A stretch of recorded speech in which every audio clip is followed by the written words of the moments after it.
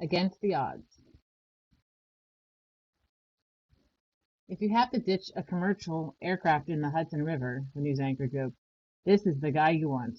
This guy was U.S. Airways pilot Chelsea Sully Sullenberger III, a 57-year-old former Air Force fighter pilot and a 29-year veteran of U.S. Airways. On January 15, 2009, Sullenberger was the pilot on U.S. Airways Flight 1549 from New York's LaGuardia Airport to Charlotte, North Carolina. Flight 1549 left the tarmac at 3:25 p.m.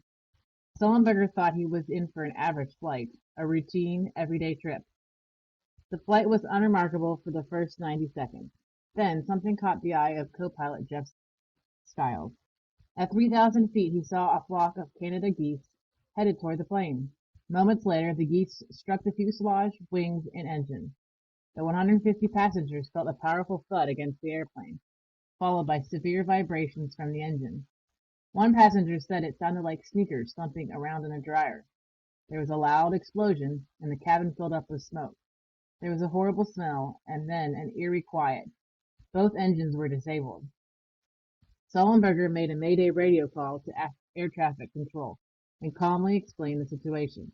They discussed the options. The plane could either return to LaGuardia or land at Teterboro Airport in New Jersey. Sullenberger knew the situation was too dire for the plane to stay in the air long enough for either plane to be successful. He had about 30 seconds to find an alternative. The pilot decided on a radical move.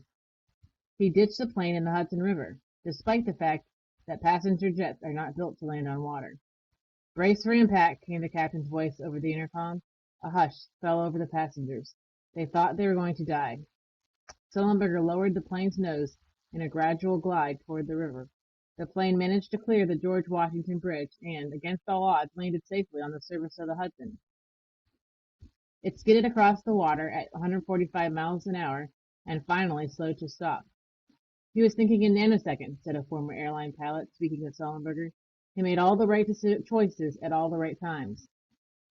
He might have been staring at the instruments, but he was feeling that airplane in his hand. He picked his landing spot and went for it. Now, Sullenberger's job was to get the people off the plane, which was quickly filling up with water.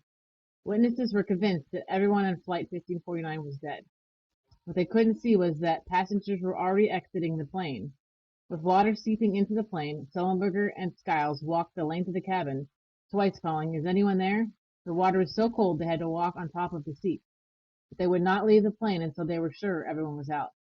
"He's the man," said one of the rescued passengers. "If you want to talk to a hero, get a hold of him." After all the thanking was over, Sullenberger was humble. "You're welcome," he said simply.